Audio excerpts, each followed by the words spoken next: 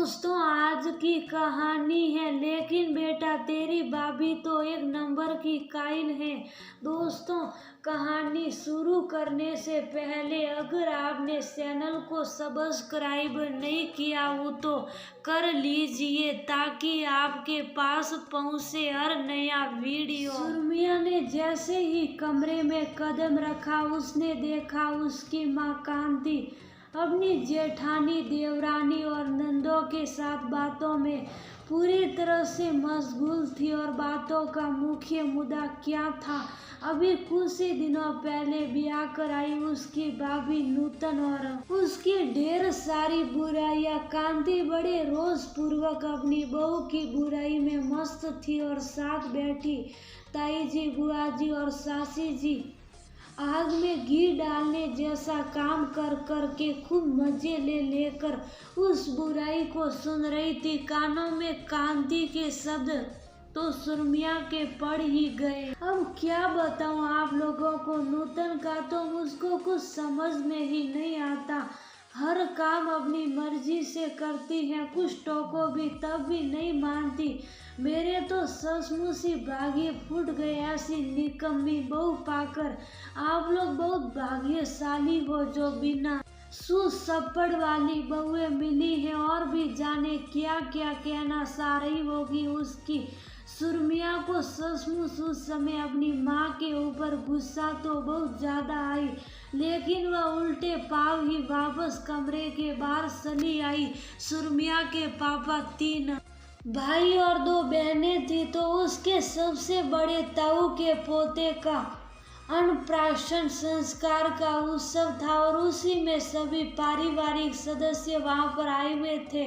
और उसकी भाभी नूतन की शादी के बाद सब लोग अब एक साथ इकट्ठा हुए थे। सुरमिया को भी ताऊ जी और ताई जी ने आग्रह पूर्वक बुलाया था, तो वह उनका आग्रह टाल सकी।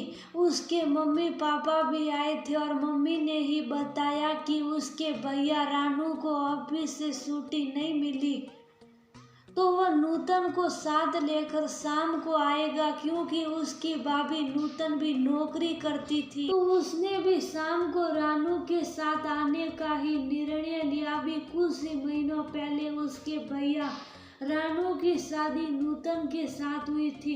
अब नूतन जबकि नौकरी करती थी तो वह कांति की हर बात को आंख मूंद कर नहीं मान सकती थी, लेकिन फिर भी वो जो कार्य करती वो कांति से प्रार्थना पूर्वक ही कहती। न तो कांति को उसका पहनावा पसंद था, ना ही उसको नूतन के सबके साथ में बराबर से बैठना उठना, ना ही उसका सबके ही साथ बैठकर खाना पीना, ना ही उसका भैया के साथ अकेले बाहर घूमने फिरने जाना। यही सब सोचते सोचते सुरमिया अपनी मम्मी के बारे में सोचने लगी। सुरमिया तुम्हारी भाभी तो सचमुच किसी भी काम की नहीं है, जो भी कहो उसका उल्टा ही करती है। एक दिन कांति फोन पर सुरमिया से बोली, क्यों ऐसा हो गया मम्मी? भाभी तो हमको बहुत अच्छी लगती है। सुरमिया ने मुस्कुराते हुए कहा, अरे अच्छी खा के मैंने ऑफिस में साड़ी पहनकर जाने के लिए कहा तो साफ मुकर गई कि मम्मी जी भला साड़ी कौन पहनकर ऑफिस जाता है। और तो और तेरा भाई भी बिल्कुल जोरू का गुलाम बन गया। अब तो कहने लगा, मम्मी आप भी बेकार की बातें करती हो। अगर नूतन साड़ी पहनकर ऑफिस जाएगी तो लोग आग बाग उसकी मजाक बनाएंगे। कांति ने मुंह बनाते हुए कहा। सुरमिया से कहा, तो मम्मी इसमें भाई और भाभी ने क्या गलत कहा? जहाँ सब लोग मॉडर्न ड्रेस में होंगे वहाँ भाभी को अजीब सा नहीं लगेगा? सुरमिया ने कांति को समझाने की कोशिश की। और उसका क्या, सही तेरे पापा बैठे हो, शायद हम बैठे हो, जड़ से पलंग और कुर्सी पर विराजमान हो जाएगी।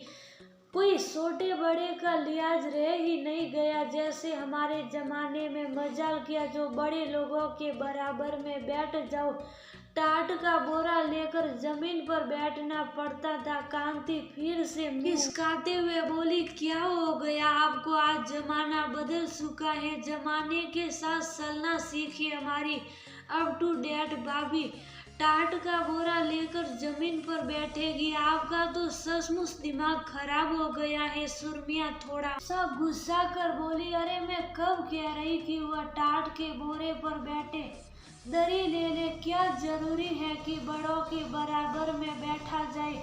और फिर दूसरी बात, मैंने उससे कहा कि रात के खाने में सबको गर्मा गर्म रोटियां परोसा करो, तो जानती हो उसने क्या किया कि खाना बनाने वाली रख ली और बोली, मम्मी जी मैं ऑफिस से आते आते बहुत थक जाती हूँ।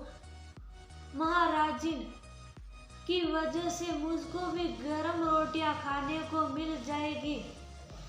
मुझको भी गरम रोटियों का शौक है। सच बताऊं सुरमिया बेटा, तुम अपनी भाभी को बहुत अच्छा कह रही हो ना, लेकिन एक नंबर की कायल है वो। कांति को तो नूतन में बुराइयां ही बुराइयां नजर आ रही थी।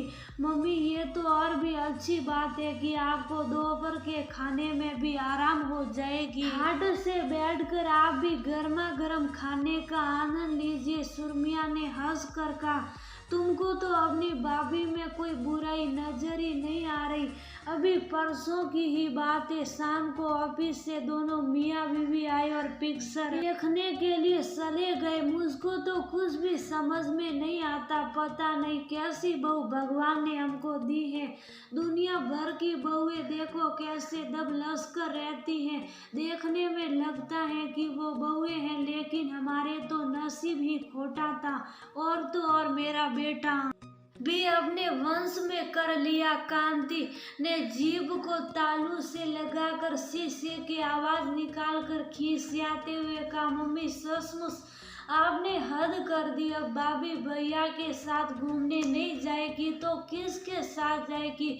मतलब आपने उनमें सिर्फ बुराया ही देखना सा। जरा अच्छी निगाह से भी तो उनको देखने की कोशिश कीजिए। और हाँ, मुझको तो भाभी की बुराई की आपने, लेकिन आपसे हाथ जोड़कर प्रार्थना है कि और किसी से भाभी की बुराई मत कीजिएगा, क्योंकि भाभी मेरे हिसाब से बहुत अच्छी है। सुरमिया ने फोन पर हाथ जोड़कर कहा, अरे सुरमिया तुम यहाँ अकेले क्यों खड़ी हो? सब लोग वहाँ कमरे में एक साथ बैठकर बातें कर रहे। अचानक सुरमिया को एक झटका लगा और वह अति से बाहर आ गई। छोटी बुआ उसके पास आकर बोली, हाँ बुआ जी चल रही हूँ। अब उनसे कैसे बताती कि मम्मी की बातों से चिढ़कर वह यहाँ आई थी। थोड़ी देर बाद जब सुरमिया कांति के पास अकेली थी तो उनमें बोली, भाभी मैंने आपसे कहा था कि भाभी की बुराई सबके सामने मत करिएगा, लेकिन आपने मेरी बात नहीं मानी। सब लोग कितना मजा ले लेकर आपकी बातों को सुन रहे थे। भला अच्छा लगता है कि घर की बहू की आप इस तरह बदनामी करें? आप तो उनको बेटी कहती है, लेकिन कोई बेटी की सरेआम बुराई करता है। सभी ताई जी, सासी और बुआ जी के लोगों की बहुएं हैं, कोई अपनी बहू की बुराई करते नहीं सुनाई पड़ा। लेकिन आज आपने भाभी की इस तरह बुराई करके बिल्कुल भी अच्छा नहीं किया। शाम को जब भाभी भैया के साथ आएगी तो सब लोगों की वह सबसे शादी के बाद पहली बार मिलेगी। इस बारे में बिल्कुल भी आपने नहीं सोचा। सुरमिया की तो आंखें दुख के मारे झिलमिला उठी। अब तो सुरमिया की बात सुनकर कांति को सचमुच महसूस हुआ कि उससे बहुत बड़ी गलती हो गई है, क्योंकि अब तो नूतन उसके परिवार की इज्जत है। अब तो कांति पछताने लगी, लेकिन अब वह कुछ भी नहीं कर सकती थी, क्योंकि तीर कमान से निकल चुका था। खैर नूतन रानी के साथ शाम को आई, बहुत शालीनता के साथ साड़ी पहने और सभी के बहुत कायदे से झुक झुक कर पैर छुए। सबसे बड़े सम्मान के साथ बातचीत की। अब तो सभी लोग नूतन से मिलकर खुश हुए। भाई नूतन से मिलकर तो हम सब लोगों को बहुत अच्छा लगा। तुम तो बेकारी उसकी बुराई कर रही थी। सभी की जुबान पर यही बात थी। हाँ सही बात, नूतन तो हमारी सचमुच लाखों में एक है। आखिरकार कांति की जुबान से निकल ही गया और उसके बाद तो उसने कान पकड़कर कसम खाई कि वो अब कभी भी बहू की बुराई किसी के सामने नहीं करेगी।